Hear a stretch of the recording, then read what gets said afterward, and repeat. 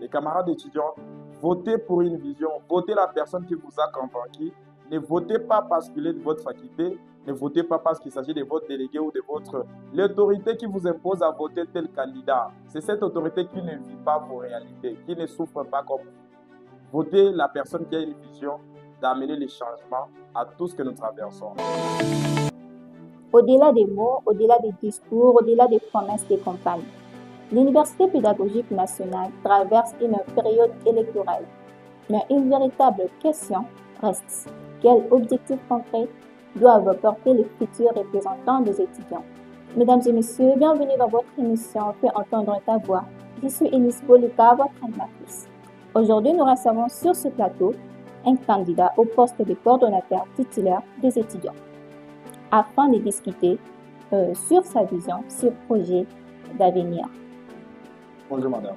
Et merci d'avoir accepté notre invitation. Je vous en prie. Vous pouvez vous présenter s'il vous plaît pour ceux qui nous suivent. Merci beaucoup.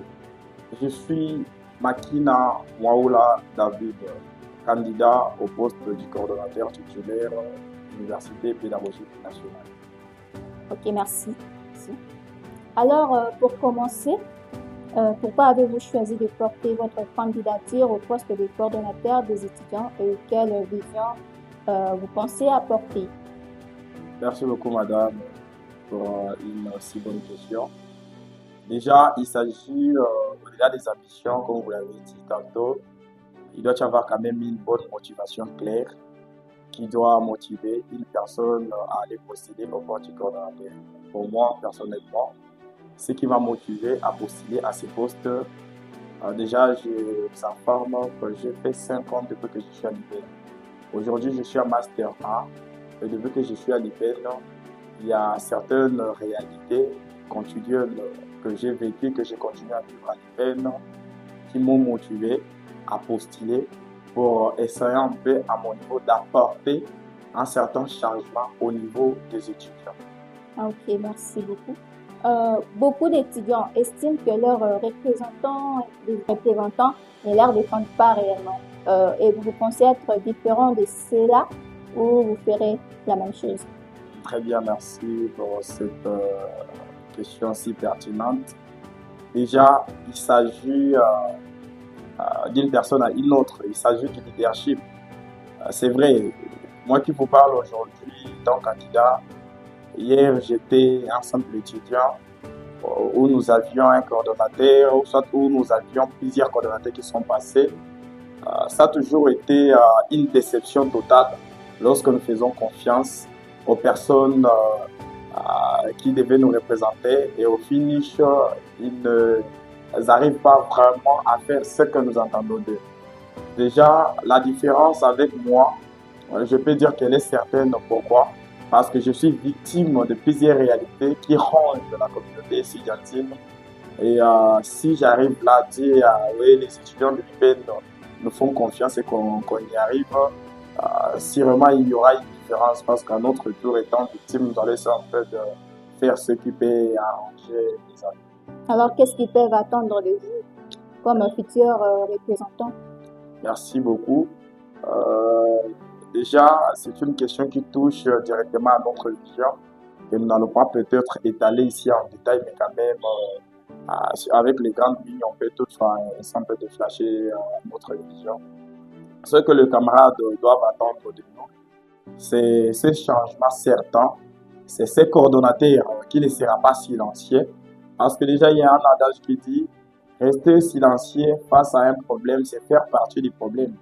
Lorsque les camarades plaident, lorsque les étudiants se plaignent sur plusieurs réalités, je crois qu'ils savent eux-mêmes les causes que nous traversons comme difficultés, et qu'il y a un coordonnateur qui reste dans son bureau, les étudiants crient, on toque les bureaux, mais les coordonnateurs ne réagissent pas, n'agissent même pas. Sachez que ce coordonnateur est corrompu et il fait partie du problème.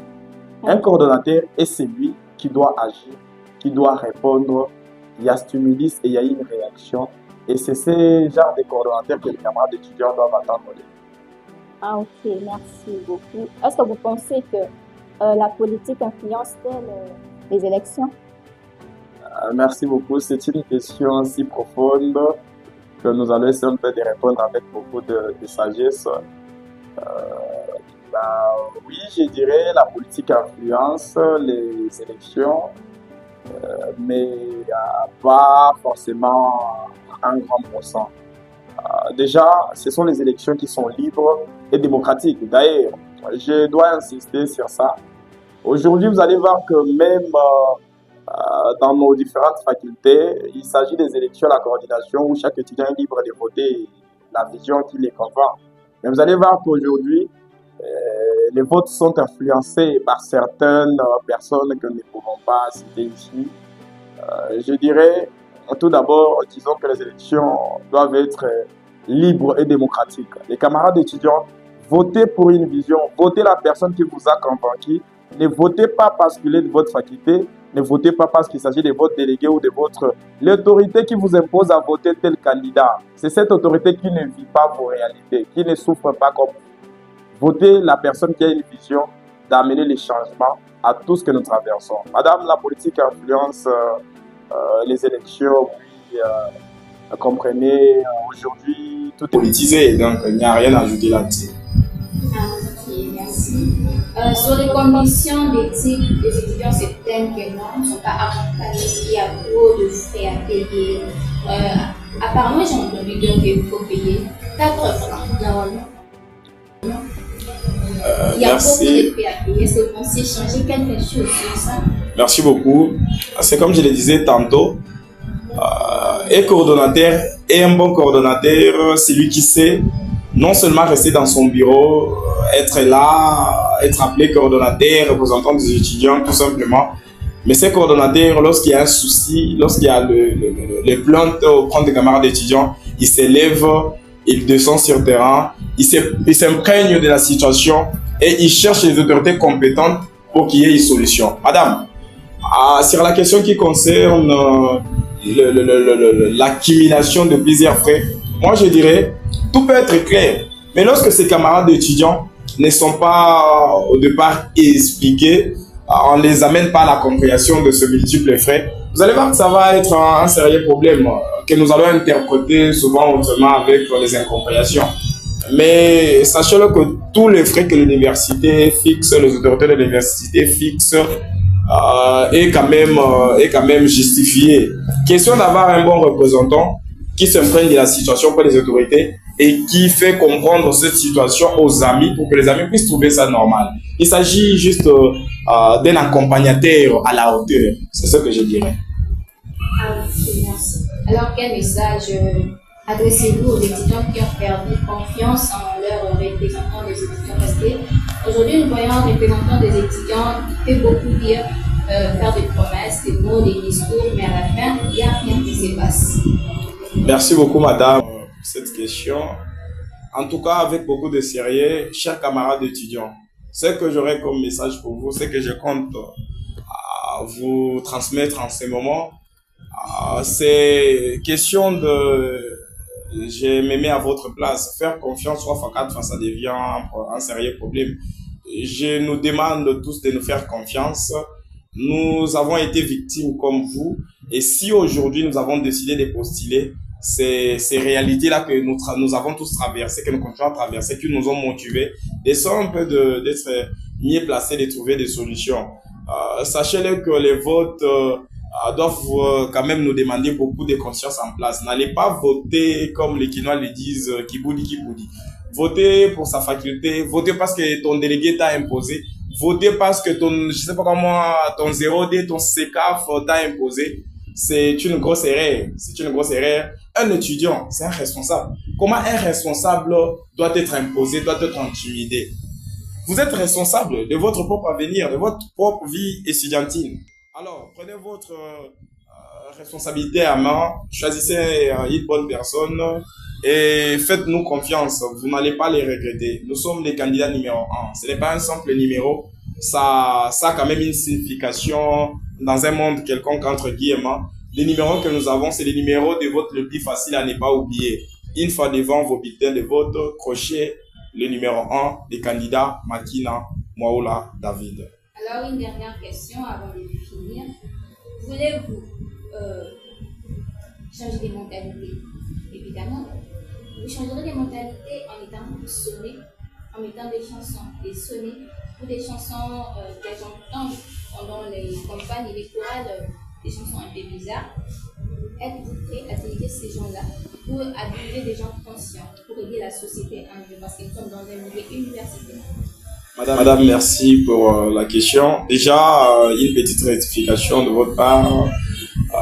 Dans ma vision ou dans mon plan d'action, dans mon projet de société, je n'ai pas parlé du changement des mentalités.